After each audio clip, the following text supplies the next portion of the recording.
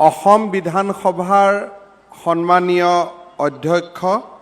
বিশ্বজিৎ দৈমাৰী ডাঙৰীয়া, বড়োলেণ্ড টেৰিটৰিয়েল ৰিজনৰ মুখ্য কাৰ্যবাহী সদস্য প্ৰমোদ বড়ো ডাঙৰীয়া, মোৰ সতীৰ্থ মন্ত্ৰী উৰ্খাও গৌৰা ব্ৰহ্ম ডাঙৰীয়া, আমাৰ মাজত আজি উপস্থিত কাৰ্বি আলং স্বায়ত্তশাসিত পৰিষদৰ মুখ্য কাৰ্যবাহী সদস্য তুলিৰাম ৰংহাং ডাঙৰীয়া, আদৰণি সমিতিৰ সভাপতি বিধায়ক লৰেন্স ইছলাৰী ডাঙৰীয়া, বড়োলেণ্ড টেৰিটৰিয়েল ৰিজনৰ ডেপুটি CM গোবিন্দ চন্দ্ৰ বসুমতাৰী ডাঙৰীয়া, বড়ো কছাৰী ৱেলফেয়াৰ অট'নমাছ কাউন্সিলৰ CM মিহিনেশ্বৰ বসুমতাৰী ডাঙৰীয়া, আপচুৰ সভাপতি দীপেন বড়ো ডাঙৰীয়া, ABWWFৰ সভাপতি দীপালী নাৰ্জাৰী ডাঙৰীয়ানী, ABPTAৰ সভাপতি মদন স্বৰ্গীয়াৰী ডাঙৰীয়া, UBPৰ সভাপতি মনোৰঞ্জন বসুমতাৰী ডাঙৰীয়া, মঞ্চত উপবিষ্ট সন্মানীয় বিধায়কসকল, BTRৰ EMসকল আৰু সভাত উপস্থিত বিশিষ্ট ব্যক্তিসকল, আই মাতৃসকল আৰু উপস্থিত সুধীবৃন্দ, বড়ো জনগোষ্ঠীৰ চিন্তা চেতনাক গভীৰভাৱে আলোড়িত কৰি অহা এটা জাতীয় অনুষ্ঠান হৈছে বড়ো সাহিত্য সভা। বিগত দশকসমূহক বড়ো জনগোষ্ঠীক অধিক গতিশীল আৰু প্ৰাণৱন্ত কৰাত বড়ো সাহিত্য সভাই এক সাগৰ সদৃশ ভূমিকা গ্ৰহণ কৰি আহিছে। বড়ো জনগোষ্ঠীৰ গুৰিয়াল সদৃশ এই জাতীয় অনুষ্ঠানৰ ৬২ সংখ্যক বাৰ্ষিক অধিৱেশন উপলক্ষে আজি আপোনালোকৰ সন্মুখত উপস্থিত থাকিবলৈ পাই মই অতিকে আনন্দিত হৈছোঁ। আজিৰ সভাত উপস্থিত শ্ৰদ্ধাৰ সাহিত্যিক, ভাষাবিদ, বৌদ্ধিক ক্ষেত্ৰৰ ব্যক্তি তথা সাহিত্যানুৰাগী সকলোকে মই আন্তৰিক ওলগ জনাইছোঁ। আজিৰ এই অনুষ্ঠানতে বড়ো সাহিত্য সভাৰ নৱনিৰ্বাচিত সভাপতি ডক্টৰ সুৰথ নাৰ্জাৰী আৰু সাধাৰণ সম্পাদক নীলকান্ত গয়াৰী ডাঙৰীয়াকো মই অসম চৰকাৰ তথা অসমৰ ৰাইজৰ হৈ উষ্ণ অভিনন্দন জ্ঞাপন কৰিছোঁ। সুপ্ৰাচীন প্ৰজ্ঞা আৰু বৰ্ণাঢ্য লোক সংস্কৃতিৰে সমৃদ্ধ বড়োসকল অসমৰ বাৰেৰহণীয়া কৃষ্টি সংস্কৃতি আৰু ভাষা সাহিত্যৰ অমূল্য ৰত্ন। লোক সাহিত্য চৰ্চাৰ চহকী পৰম্পৰাৰ অধিকাৰী বড়ো জনগোষ্ঠীয়ে আমাৰ সকলোৰে অগ্ৰগামী যাত্ৰাক নতুন গতি দিছে। এই চহকী জনগোষ্ঠীটোৰ ভাষা আৰু সাহিত্যৰ সুপৰিকল্পিত বিকাশ আৰু শ্ৰীবৃদ্ধিত বিগত ৬ দশকৰো অধিক কাল নিৰবিচ্ছিন্নভাৱে অহোপুৰুষাৰ্থ কৰি অহা বড়ো সাহিত্য সভাই আজি বড়ো ভাষা আৰু সাহিত্যক স্বকীয় ৰূপত উজলি উঠাৰ বাবে এক উপযুক্ত মঞ্চ তৈয়াৰ কৰিবলৈ সক্ষম হৈছে। তামোলপুৰত হোৱা অধিৱেশনত ভাৰতৰ সেই সময়ৰ ৰাষ্ট্ৰপতি ৰামনাথ কোবিন্দ ডাঙৰীয়াৰ উপস্থিতিয়ে বড়ো সাহিত্য সভাক এক অনন্য সুন্দৰ পৰিৱেশলৈ উত্থান হোৱাত সহায় কৰিছিলে। আজিৰ এই শুভক্ষণত মই বড়ো জনগোষ্ঠীটোৰ এই জাতীয় অনুষ্ঠানটিৰ প্ৰতিষ্ঠাত মুখ্য ভূমিকা লোৱা পুৰোধা ব্যক্তিসকলৰ প্ৰতি গভীৰ শ্ৰদ্ধা নিবেদন কৰিছোঁ। মাতৃভাষাৰ গুৰুত্ব আৰু গভীৰতা উপলব্ধি কৰি সাহিত্যৰথী লক্ষ্মীনাথ বেজবৰুৱাই কৈছিল, স্বদেশ আৰু স্বজাতিৰ উন্নতিৰ মংগল মন্দিৰৰ সিংহ দুৱাৰ হৈছে মাতৃভাষা। মাতৃভাষাৰ প্ৰতি থকা অম্লান প্ৰেমেই স্বগৰিমাৰে মহিমামণ্ডিত হৈ বিশ্ব মানচিত্ৰত এটা জাতিক সগৌৰৱে জীয়াই থাকিবলৈ সাহস আৰু প্ৰেৰণা দিয়ে।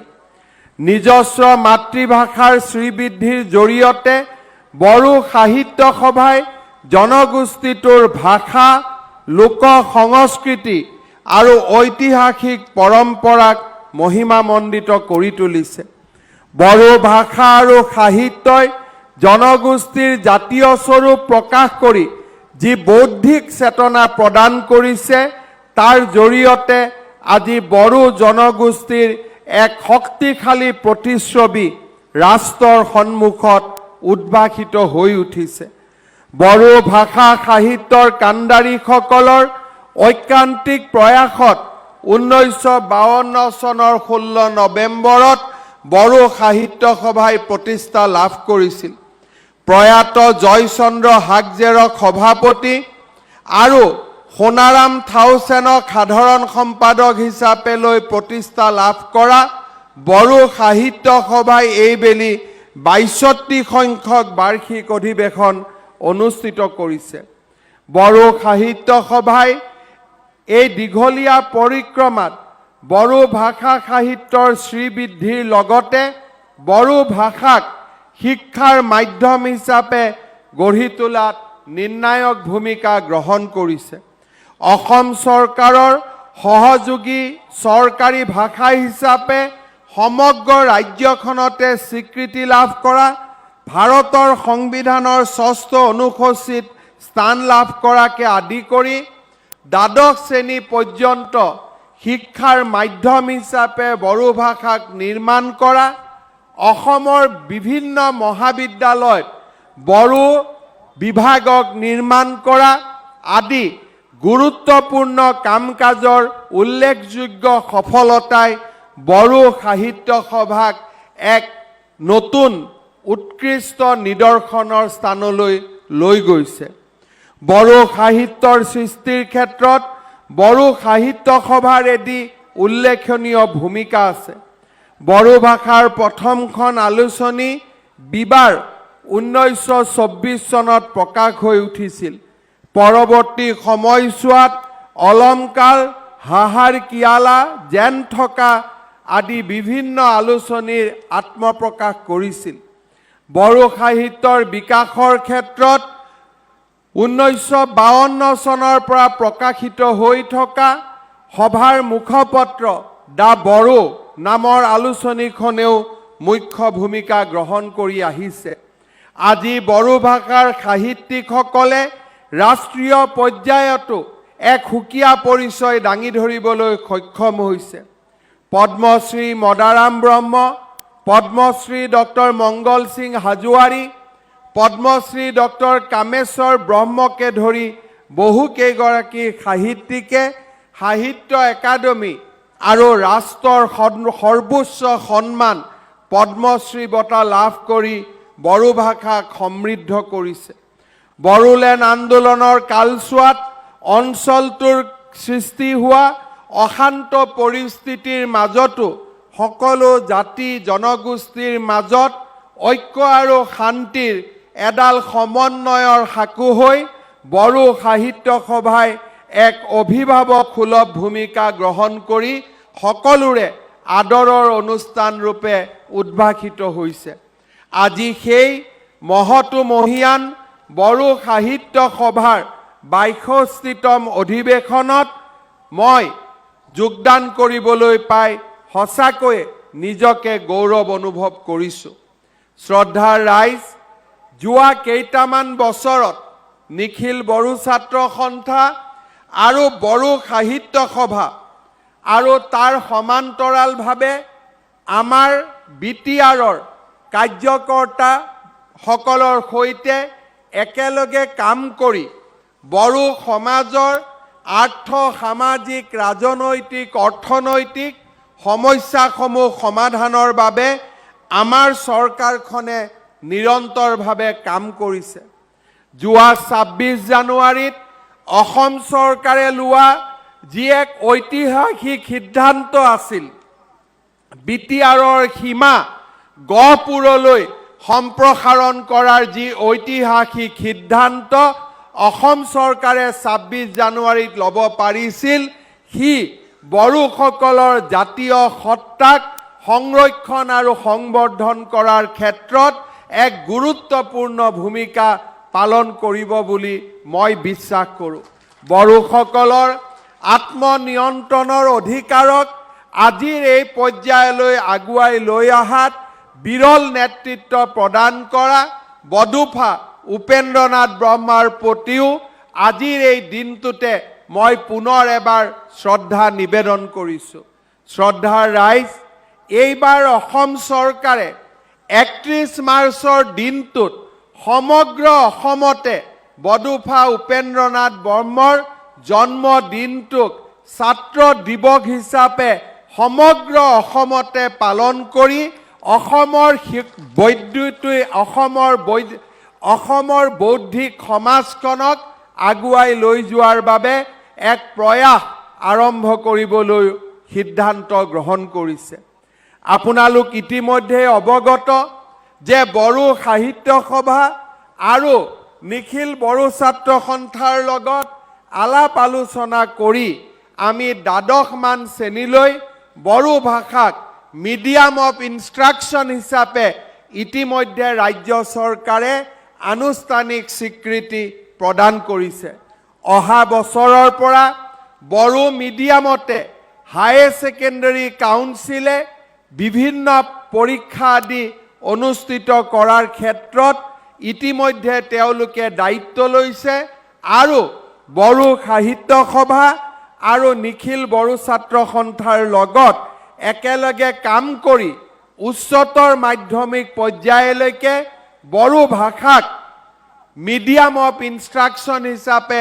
নিৰ্মাণ কৰিবলৈ সিদ্ধান্ত গ্ৰহণ কৰিছে। আজিৰ সভাত আমাৰ মাজত উপস্থিত বড়ো সাহিত্য সভাৰ সভাপতি তৰেণ বড়ো আৰু আমাৰ বড়ো সাহিত্য সভাৰ সাধাৰণ সম্পাদক প্ৰশান্ত বড়োৰ লগত দীৰ্ঘদিন ধৰি আমি একেলগে কাম কৰি আজি অসমৰ মহাবিদ্যালয়সমূহত বড়ো ভাষাৰ অধ্যাপক নিযুক্তিৰ ক্ষেত্ৰত আমি সফলতা লাভ কৰিবলৈ সক্ষম হৈছোঁ। অহা কিছুদিনৰ ভিতৰতে আমাৰ বিটিআৰে বড়োলেণ্ডৰ 10খন মহাবিদ্যালয়কো প্ৰাদেশিকৰণ কৰাৰ পথত আগবাঢ়িছে আৰু এই ক্ষেত্ৰত ব্যয় হ'বলগীয়া 100% খৰচ ৰাজ্য চৰকাৰে নিজৰ পুঁজিৰ পৰা যোগান ধৰিবলৈও সিদ্ধান্ত গ্ৰহণ কৰিছে। শ্ৰদ্ধাৰ ৰাইজ, আমি বিশ্বাস কৰোঁ যে বড়োলেণ্ড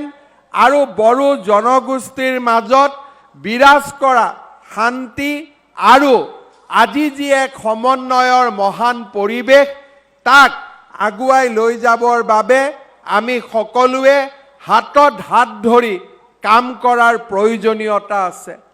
আজি আমি দেখা পাইছোঁ যে অসম বিধানসভাৰ সম্পূৰ্ণ কাৰ্যপ্ৰণালীত বড়ো ভাষাক ব্যৱহাৰ কৰি অসম বিধানসভাৰ অধ্যক্ষ বিশ্বজিৎ দৈমাৰীয়ে জাতিটোৰ প্ৰতি এক অনবদ্য বৰঙণি আগবঢ়াবলৈ সক্ষম হৈছে। আজি অসম বিধানসভাত বড়ো ভাষাত ভাষণ, বড়ো ভাষাত কাৰ্য পৰিচালনা আদিকে ধৰি সকলো কাগজ পত্ৰ বড়ো ভাষাত প্ৰকাশ কৰি আজি বড়ো জনগোষ্ঠীটোক এক অন্যতম সন্মান প্ৰদৰ্শন কৰাৰ সমান্তৰালভাৱে বড়ো ভাষাক অসমৰ মুখ্য যাক আমি ক'ব পাৰোঁ মেইন ষ্ট্ৰীমিং কৰাত এক বিৰাট ডাঙৰ ভূমিকা অসম বিধানসভাৰ মাননীয় অধ্যক্ষ বিশ্বজিৎ দৈমাৰী ডাঙৰীয়াই পালন কৰিবলৈ সক্ষম হৈছে। আমি অসম চৰকাৰে তেখেতৰ এই প্ৰচেষ্টাক সম্পূৰ্ণৰূপে সমৰ্থন জনাই আহিছোঁ। অলপ সময় আগতে আমাৰ অসম বিধানসভাৰ মাননীয় অধ্যক্ষ বিশ্বজিৎ দৈমাৰী ডাঙৰীয়াই চৰকাৰী বিষয়াসকলক বড়ো ভাষাত প্ৰশিক্ষণ দিয়াৰ ওপৰত গুৰুত্ব প্ৰদান কৰিছে। দৰাচলতে 1962 চনতে প্ৰণয়ন কৰা অসম সিভিল সাৰ্ভিস সেৱাৰ অনুসৰি আমাৰ চৰকাৰী বিষয়াসকলে এটা জনজাতীয় ভাষা আয়ত্ত কৰাটো এক তেওঁলোকৰ দায়বদ্ধতা হিচাপে তেওঁলোকক সাৰ্ভিস ৰুলৰ তাক ইন্টিগ্ৰেল পাৰ্ট কৰি দিয়া হৈছিল কিন্তু সেই ক্ষেত্ৰত আমি বিশেষ ব্যৱস্থা গ্ৰহণ নকৰাৰ বাবে আজি আমাৰ চৰকাৰী বিষয়াসকলে জনজাতীয় ভাষাসমূহ শিকাৰ ক্ষেত্ৰত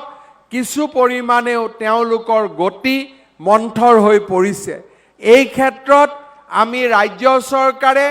বড়োলেণ্ডত নিৰ্মাণ কৰা প্ৰশাসনীয় মহাবিদ্যালয়খনৰ সম্পূৰ্ণ সুবিধা ব্যৱহাৰ কৰি অসমৰ APS, ACS, IS, IPS অফিচাৰসকলক Bodo ভাষাৰ কম্পালসৰি প্ৰশিক্ষণৰ ক্ষেত্ৰত ৰাজ্য চৰকাৰে ব্যৱস্থা গ্ৰহণ কৰাৰ প্ৰতিশ্ৰুতি মই আজিৰ এই অধিৱেশনতে আপোনালোকক প্ৰদান কৰিব বিচাৰিছো শ্ৰদ্ধাৰ ৰাইজ আজি আমি এই সমাৱেশত থিয় হৈ আমি নিশ্চয় কৃতজ্ঞতাৰে সৈতে সোঁৱৰণ কৰিম যে আজি প্ৰধানমন্ত্ৰী নৰেন্দ্ৰ মোদী আৰু গৃহমন্ত্ৰী অমিত শ্বাহ ডাঙৰীয়াৰ প্ৰচেষ্টাত সমগ্ৰ অসমখনলৈ এক শান্তিৰ বাতাবৰণ ঘূৰি আহিছে শান্তি আৰু আন্দোলন বিবৰ্জিত এই দুটা পৰিৱেশ হৈছে আটাইতকৈ প্ৰয়োজনীয় যদি এটা জাতি উত্তৰণৰ দিশত আগুৱাব খোজে অলপ আগতে মই ৰাভা সাহিত্য সভাৰ অধিৱেশনত যোগ দি এই বিষয়ে আলোকপাত কৰি মোৰ বক্তব্যত কৈছিলো যে আমাৰ জনজাতীয় সমাজখনৰ মাজত শিক্ষাৰ জনপ্ৰিয়তা আৰু শিক্ষাৰ উৎকৃষ্টতা এই দুইটা মানদণ্ডৰ ওপৰত কাম কৰাৰ বাবে আজি সময় আহি পৰিছে অহা কালিৰ পৰা বিটিআৰ কৰ্তৃপক্ষই আৰম্ভ কৰিব খোজা বড়োলেণ্ড নলেজ ফেষ্টিভেলেও এই ক্ষেত্ৰত এক পৰিৱেশ নিৰ্মাণত সহায় কৰিব বুলি মই বিশ্বাস কৰোঁ আজিৰ এই সভাতে মই অত্যন্ত উৎকণ্ঠাৰে সৈতে ক'ব খোজো যে আমাৰ অসমৰ জনজাতীয় অধ্যুষিত অঞ্চলসমূহত মেট্ৰিক হায়াৰ ছেকেণ্ডাৰী আদি পৰীক্ষাৰ ৰিজাল্ট যি ধৰণে অত্যন্ত উৎকৃষ্ট হ'ব লাগিছিল সেই পৰ্যায়লৈকে আজি আমিও গতি কৰিব পৰা নাই বিটিআৰৰ চিৰাং জিলাৰ শৈক্ষিক পৰিৱেশ আৰু বিদ্যালয়সমূহৰ প্ৰদৰ্শনক লৈ মই অত্যন্ত চিন্তিত আৰু উৎকণ্ঠিত আমি দেখা পাওঁ যে চিৰাং জিলাত যিকোনো জাতি জনগোষ্ঠীৰ নাম নোলোৱাকৈ মই জিলাখনৰ সামগ্ৰিকভাৱে শিক্ষাৰ বৰ্তমান যি পৰিৱেশ তাত মই অত্যন্ত উৎকণ্ঠিত হৈ আছো কাৰণ মই দেখা পাইছো যে ৰাজ্যখনৰ ভিতৰতে নিম্নমানৰ শিক্ষাৰ ফলাফল প্ৰদৰ্শন কৰাৰ ভিতৰত আজি চিৰাং জিলাৰ স্থান তলৰ ফালৰ পৰা লিপিবদ্ধ হৈছে মই ভাবো যে বড়ো সাহিত্য সভা নিখিল বড়ো ছাত্ৰ সন্থা আৰু বিটিআৰৰ প্ৰত্যেকখন বিদ্যালয়ৰ হি অসমীয়া মাধ্যম হওক বড়ো মাধ্যম হওক বঙালী মাধ্যম হওক প্ৰত্যেকখন বিদ্যালয়ৰ প্ৰদৰ্শনক প্ৰত্যেকটো মেট্ৰিক পৰীক্ষাৰ প্ৰদৰ্শনক হায়াৰ ছেকেণ্ডাৰী পৰীক্ষাৰ প্ৰদৰ্শনক অতি সূক্ষ্মভাৱে বিশ্লেষণ কৰাৰ প্ৰয়োজনীয়তা আছে আৰু য'ত য'ত শিক্ষাৰ মানদণ্ড হ্ৰাস হৈছে তাতে কাৰেক্টিভ ষ্টেপ লোৱাৰ প্ৰয়োজনীয়তা আছে আজি বড়ো সাহিত্য সভাই যিমানেই সুপাৰষ্ট্ৰাকচাৰ নিৰ্মাণ নকৰক কিয় যদি ইনফ্ৰাষ্ট্ৰাকচাৰ নাথাকে অৰ্থাৎ প্ৰাথমিক বিদ্যালয়ৰ পৰা ছাত্ৰ ছাত্ৰীসকলে যদি শিক্ষাৰ মানদণ্ডৰ ক্ষেত্ৰত গুৰুত্ব আৰোপ নকৰে বড়ো সমাজৰ পৰা আমি যদি doctor engineer IS IPS officer নিৰ্মাণ কৰিব নোৱাৰো তেনেহলে আমাৰ সমাজখন আগবঢ়াই লৈ যোৱাত আমি যথেষ্টখিনি প্ৰত্যাহ্বানৰ সন্মুখীন হ'ম আমি অসমৰ সংখ্যালঘু বা চৰত থকা জনসাধাৰণৰ শৈক্ষিক পৰিৱেশৰ কথা বিভিন্ন সময়ত আমি আলোচনা কৰোঁ। যোৱা 5 বছৰৰ পৰা অসমৰ 1000টা মেডিকেল সিটৰ 275টালৈকে মেডিকেল সিট অসমৰ সংখ্যালঘু সমাজে একাডেমিক পাৰফৰ্মেন্সেৰে স্থান লাভ কৰিবলৈ সক্ষম হোৱাটো এটা অত্যন্ত লক্ষণীয় দিশ। কিন্তু তাৰ পৰিৱৰ্তে আমাৰ বড়ো বা মিচিং বা ৰাভা সমাজৰ জনগোষ্ঠীসকলৰ ছাত্ৰ ছাত্ৰীসকলে শিডিউল ট্ৰাইবৰ কোটাক বাদ দি জেনেৰেল সিটতো প্ৰতিযোগিতা কৰি মেডিকেল সিটত বা ইঞ্জিনিয়াৰিং সিটত স্থান লাভ কৰিব নোৱাৰাটো এক উৎকণ্ঠাৰ বিষয় হৈ পৰিছে। আজি কেইদিনমান আগতে মোক ডিব্ৰুগড় মেডিকেল কলেজৰ এজন অধ্যাপকে কৈছিল যে মই আজি পৰীক্ষা লৈ আছো আৰু এই পৰীক্ষা লোৱাৰ মোৰ ছাত্ৰ ছাত্ৰীসকলৰ 32% সংখ্যালঘু জনগোষ্ঠীৰ লোক। আমি এই ক্ষেত্ৰত এটা নিশ্চিতভাৱে আমি সংখ্যালঘু লোকসকলে ছাত্ৰ ছাত্ৰীসকলে ভাল প্ৰদৰ্শন কৰিছে, শৈক্ষিক বুৎপত্তি লাভ কৰিছে, তাত আমি কোনো প্ৰকাৰে বেয়া পোৱাৰ কাৰণ নাহে। কিন্তু অসমৰ যিসকল জনগোষ্ঠীয়ে ৰাজনৈতিক আত্মনিয়ন্ত্ৰণৰ অধিকাৰৰ কাৰণে কেইবাটাও দশক জুৰি সংগ্ৰাম কৰিলে, আজি তেওঁলোকৰ এই আত্মনিয়ন্ত্ৰণৰ অধিকাৰখনে ৰাজনৈতিক অধিকাৰখনে এক স্ফীত ফল লাভ কৰাৰ পিছত শৈক্ষিক উৎকৃষ্টতাৰ বাবে কাম কৰাৰ সময় আজি আহি পৰিছে। কোনো এটা জাতি যদি সেই জাতিৰ নৱপ্ৰজন্ম শিক্ষাৰ পোহৰেৰে জাতিষ্কাৰ আৰু আলোকিত হৈ থাকিব নোৱাৰে, কেৱল মাত্ৰ ধৰ্ণা আৰু ধৰ্মঘটেৰে সেই জাতিটো বিশ্বৰ মানচিত্ৰত জিলিকি থাকিব নোৱাৰে। লাহে লাহে প্ৰতিযোগিতামূলক পৰীক্ষাৰ মাজলৈ আমি আমাৰ সমাজখনক আগুৱাই লৈ গৈছোঁ। নেশ্যনেল এডুকেশ্যন পলিচিৰ পিছত আনকি কলেজৰ এডমিশ্যনো প্ৰতিযোগিতাৰ মাধ্যমত হ'ব, ইউনিভাৰ্চিটিৰ এডমিশ্যনো প্ৰতিযোগিতাৰ মাধ্যমত হ'ব আৰু অসম চৰকাৰেও চাকৰি আদি সম্পূৰ্ণ মেধা আৰু প্ৰতিযোগিতাৰ মাজত এটা নতুন ইক'চিষ্টেম নিৰ্মাণ কৰিছে। এই মেধাৰ যিটো ইক'চিষ্টেম, এই ইক'চিষ্টেমটোত যদি আমি জীয়াই থাকিব খোজো, প্ৰজ্ঞা আৰু জ্ঞানৰ সাধনাৰ কোনো বিকল্প থাকিব নোৱাৰে। নিখিল বড়ো ছাত্ৰ সন্থাই সময়ে সময়ে ছাত্ৰ সমাজৰ মাজত শিক্ষা আৰু বৌদ্ধিক জাগৰণৰ বাবে যি কাম কৰি আহিছে, তাক আৰু অধিক গভীৰতালৈ লৈ যোৱাৰ আজি সময় আহি পৰিছে। বিক্ষিপ্তভাৱে আমাৰ বড়োলেণ্ড অঞ্চলত যিবিলাক ঘটনা কেতিয়াবা কেতিয়াবা সংঘটিত হয়, তাক আমি ৰাজনৈতিকভাৱে উত্তৰ দিয়াৰ পৰিৱৰ্তে শিক্ষা জ্ঞান আৰু প্ৰজ্ঞাৰ সাধনাৰে বড়ো সমাজৰ মাজত এক নতুন উৎকৃষ্টতাৰ মানদণ্ড আমি নিৰ্মাণ কৰিব পাৰোঁ। মই বিশ্বাস কৰোঁ দীৰ্ঘদিন ধৰি আন্দোলনৰ সৈতে জড়িত থকাৰ পিছত আজি বড়ো সমাজলৈ যি শান্তিৰ এক মলয়া বতাহ নামি আহিছে, সেই শান্তিৰ পৰিৱেশৰ সুযোগ লৈ বড়ো সমাজৰ মাজত জ্ঞান আৰু প্ৰজ্ঞাক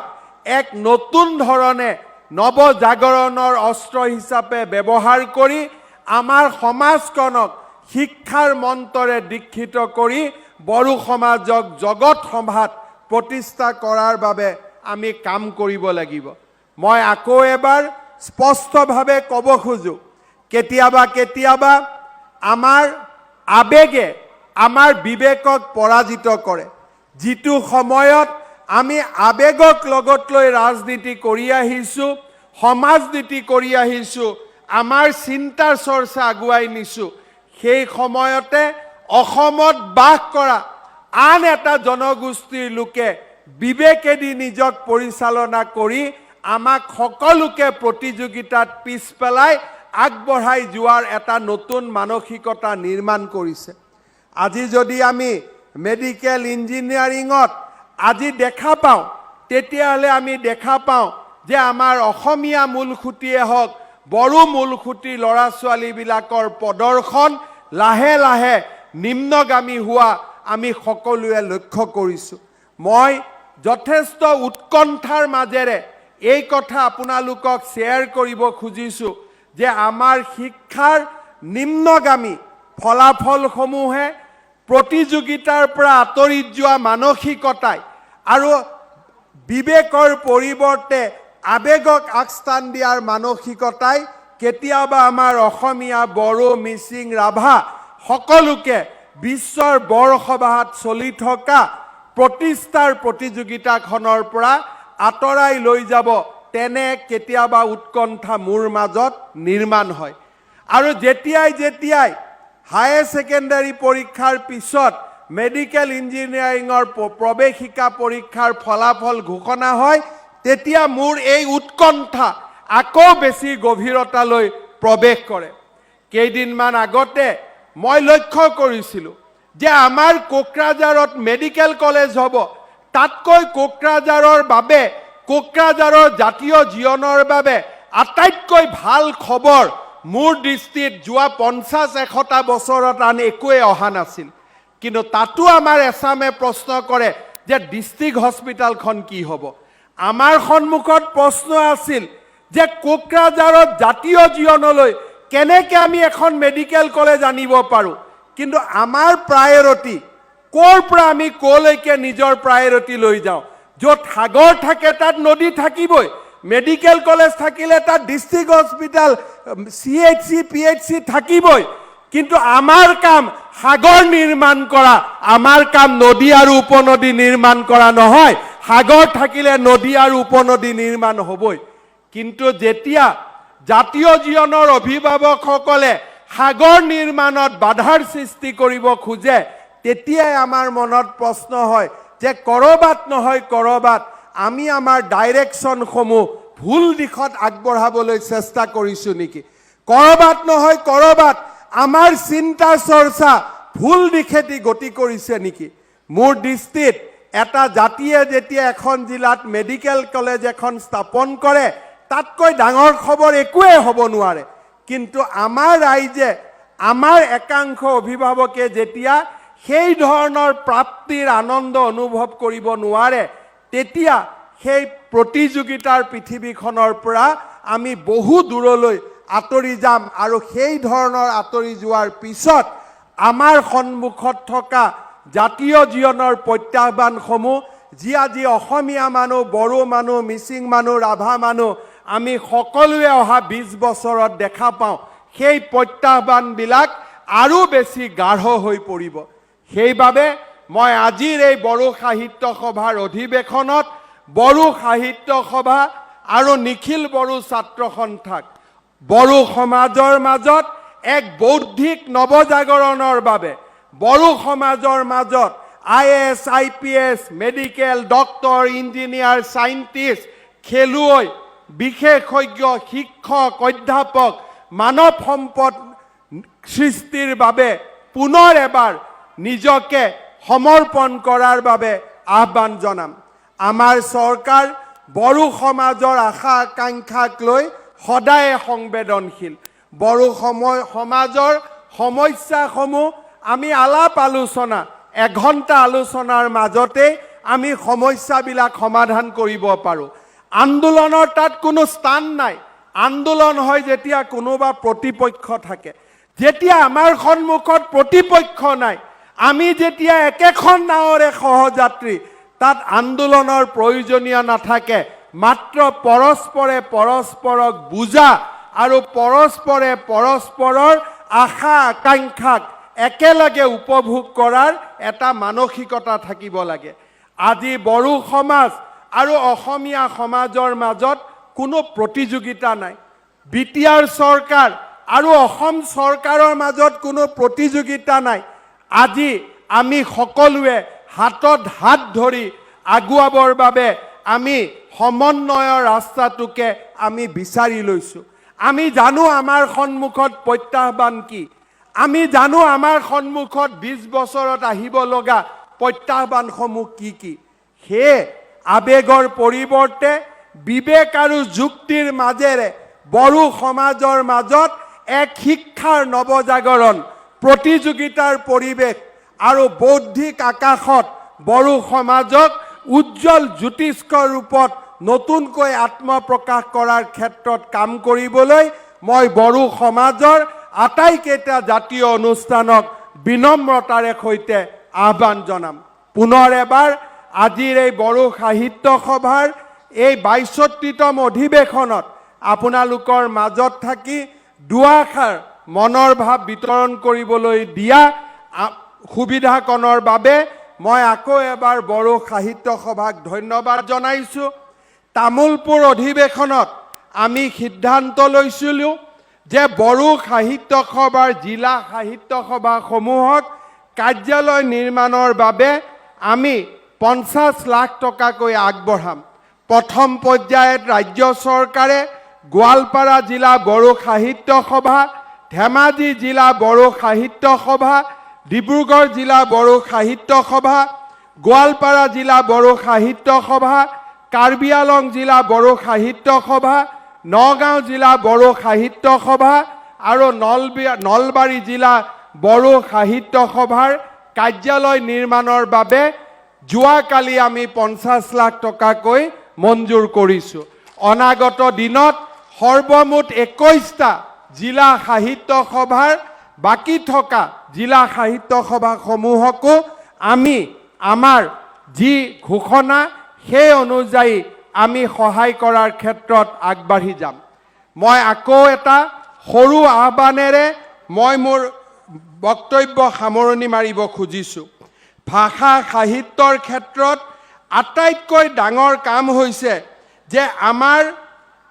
এখন উন্নত অভিধান সকলো শব্দ যোগ কৰি এখন উন্নত অভিধান নিৰ্মাণ কৰা মই দেখা পাওঁ যে আমাৰ অসমৰ প্ৰেক্ষাপটতো হেমকোষৰ পিছত আমাৰ জাতীয় জীৱনত এখন উন্নত অভিধান নিৰ্মাণ কৰাৰ যি নিৰবিচ্ছিন্ন প্ৰচেষ্টা সেই প্ৰচেষ্টাৰ আজি অভাৱ সেই সময়ত ব্ৰিটিছ চৰকাৰৰ কৰ্মচাৰী হেমচন্দ্ৰ বৰুৱাই চৰকাৰী কামৰ মাজতো সময় উলিয়াই 7 বছৰ অকলে পৰিশ্ৰম কৰি হেমকো অভিধান প্ৰণয়ন কৰিছিল কিন্তু তাৰ পিছৰ কালত একক পৰিশ্ৰমেৰে অসমৰ ভাষা সাহিত্য জগতখনত দ্বিতীয় এটা কামৰ উদাহৰণ আজিও স্পষ্টভাৱে কোৱাৰ ক্ষেত্ৰত অসুবিধা আহি পৰে মই ভাবোঁ যে বড়ো সাহিত্য সভাই সমগ্ৰ বড়ো শব্দসমূহক সমুদ্ৰৰ পৰা মন্থন কৰি উলিয়াই আনি অসমীয়া বড়ো ইংৰাজী হিন্দীৰ সুন্দৰ অধিৱেশন নিৰ্মাণ কৰি এখন অভিধান নিৰ্মাণ কৰি বড়ো সাহিত্য সভাক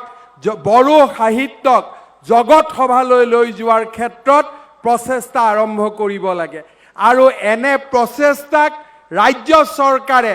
উদাৰ আৰ্থিক সাহায্যৰে সহায় কৰিব তেনে এক প্ৰতিশ্ৰুতি মই আপোনালোকৰ আগত দাঙি ধৰিব খুজিছোঁ পুনৰ এবাৰ আপোনালোক সকলোকে শ্ৰদ্ধা নিবেদন কৰি আৰু আপোনালোকৰ লগত হাতে হাত ধৰি অসমৰ সামগ্ৰিক কল্যাণ আৰু বিকাশৰ বাবে কাম কৰাৰ প্ৰতিশ্ৰুতি দি মই মোৰ বক্তব্যৰ সামৰণি মাৰিছোঁ ধন্যবাদ জয় হিন্দ বন্দে মাতৰম জয় বড়ো সাহিত্য সভা